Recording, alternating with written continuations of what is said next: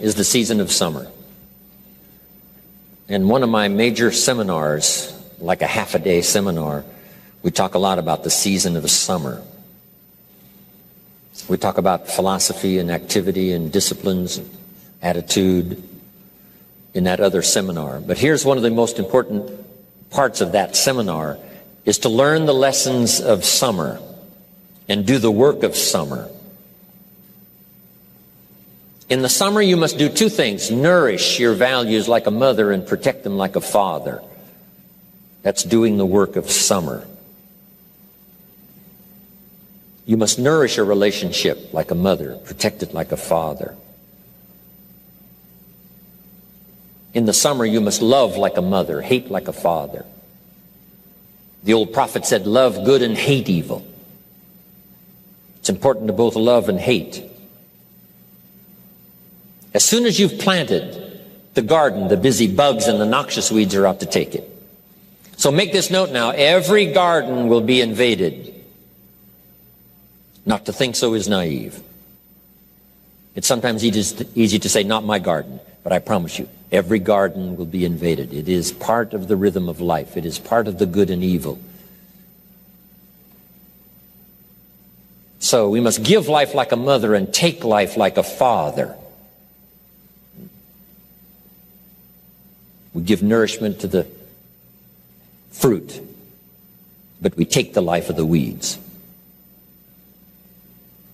In your bloodstream, you have red corpuscles and white corpuscles. Red corpuscles to nourish like a mother, white corpuscles to fight and kill like a father. Thank God for white corpuscles that think negative all day. White corpuscles say, just show me some infection, I'll kill it. Because if I don't kill it, what?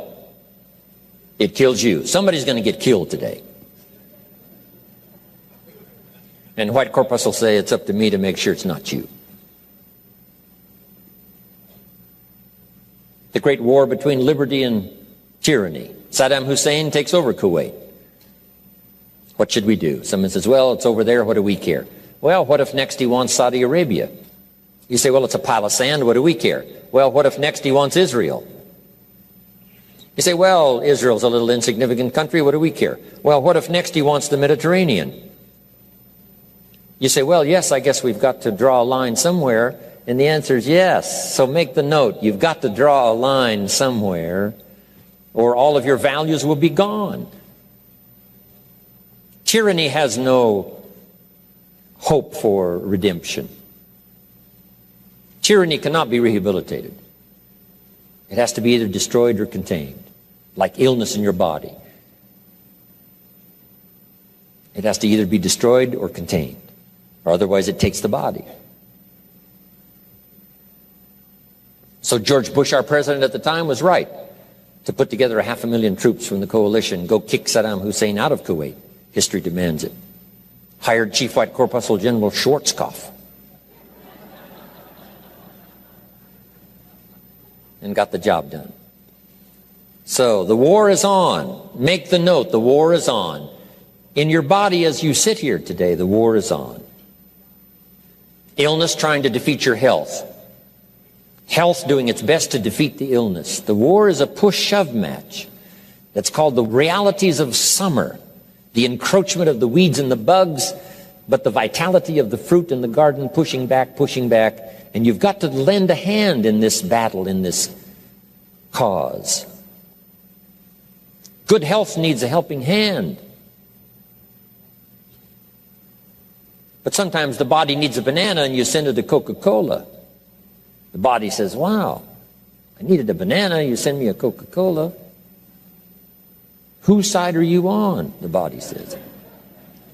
Good health says, I'm working day and night trying to keep you healthy. You got to send me good stuff.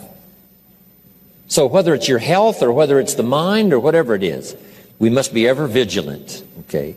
So make the note, the war is on between good and evil. Now, would there be good without evil? I don't know. It doesn't seem like it. One suggests the other.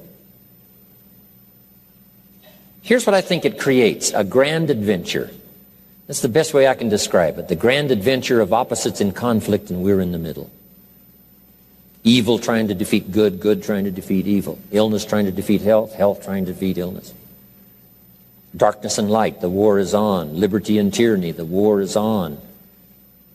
Positive and negative, the war is on. But I guess that's the only way to have an adventure, is to have a contest.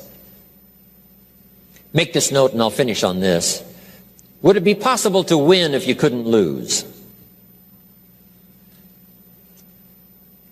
And the obvious answer seems no, it doesn't seem like you could win if you couldn't lose. If you took a football today and walked out to the stadium and walked across the goal line, would we all cheer and say you made a touchdown? And the answer is no, that's foolish. You can't just walk across the goal line with a football under your arm and say, I made a touchdown. Say, no, that's not how it works.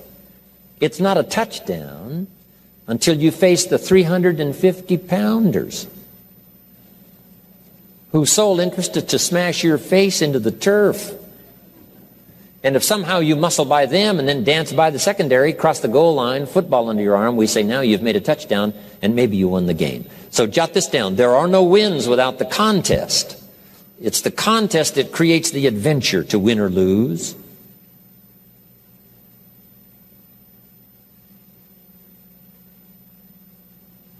But it's best illustrated now. The contest is best illustrated in the season of summer. Love like a mother, hate like a father. Give life like a mother, take life like a father.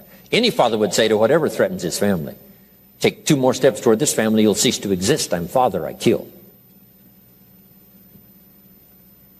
Now, of course, it's possible to love like a father and hate like a mother, just so you get both done in the summer. Nothing more dangerous than an angry mother, especially in the animal kingdom. Mess with mama bear's cubs. If you're a threat, she will kill you. It's that female mother instinct. Kill first, talk later. So beware, mama bear. But that's the nature of life. It's the nature of things. It's the great adventure. So hopefully you've made that note. It is the great adventure. Otherwise, it doesn't seem like there would be a great adventure without opposites in conflict. A chance to win, a chance to get better, a chance to improve your health, a chance to flourish, a chance to become wealthy, powerful, sophisticated, influential. All of that is possible because we're in this contest. Amazing. Now, next is the season of harvest. Winter, spring, work of summer, season of harvest. When will my harvest come? Here's a good answer. In due season.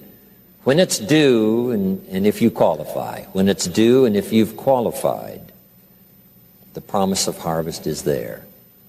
How much depends on how you qualify. How much depends on what you do. But just make the note, harvest always comes. The promise always is fulfilled. When the condition and the promise is both given, when the condition is met, the promise is on the way. The promise of better health, the promise of an extraordinary relationship, the promise of all things unique. Those promises will come. Sometimes they seem to be a little delayed. Sometimes there seems to be interference with the promise that surely is ours. But I promise you, in due time, for those who deserve, the promise is secure. Next, and we're going to finish this after we take a break, but jot these down. The 3 parts to personal development. First is physical.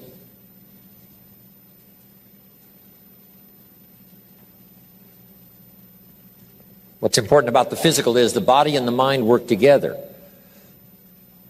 Healthy body, healthy mind. Instruction in Scripture says, treat your body like a temple. That's a good connotation. Treat your body like a temple, something you would take extraordinarily good care of. Don't treat your body like a woodshed, but a temple. And the body and the mind work together. Here's a unique phrase. It says, many times the spirit is willing, but the body is weak. That would be pitiful. A strong spirit and a weak body. So we must work to change that, so we have a strong spirit and a strong body. Here's what the body is, the physical part, is the support system to carry out the wishes of the mind and the spirit. A support system to carry out the wishes. So you want this incredibly vital, viable, powerful support system to carry out the wishes of the mind and the spirit. You know, sometimes you wake up in the morning and the mind says, let's go get them, and the body says, I can't even get out of bed. And one of these days you got to say, body, that's the last time you tell me you can't get out of bed. I'll drive you to the health food store. I'll make you read every book that's ever been written on nutrition. I'll make you do push-ups until your tongue hangs out. I'll jog you around the block until you're out of breath.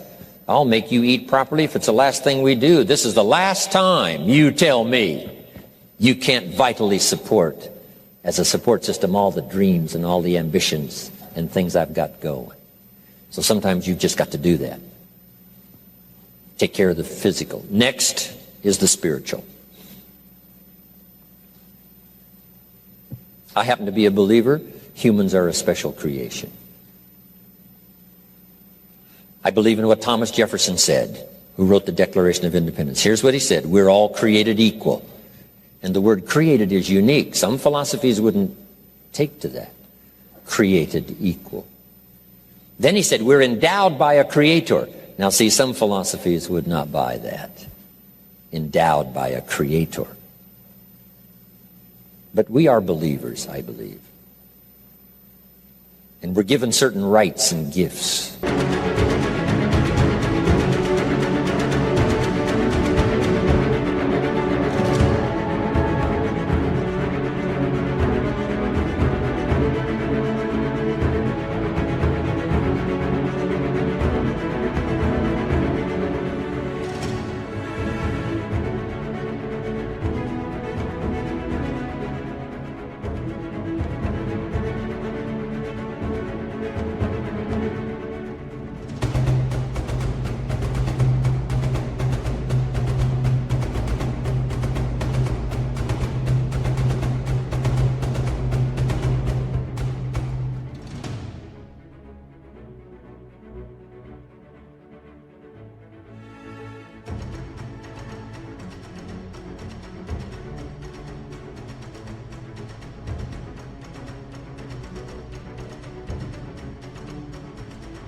By a creator. Interesting language. And I won't talk any more about spirituality. Everyone has, of course, their own concept and belief. But let me give you this on spirituality. Jot this down. If you are a believer, I'm not asking you to be a believer.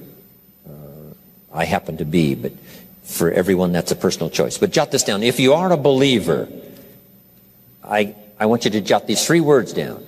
And I'd like to be known for these 3 words. Study, practice, and teach.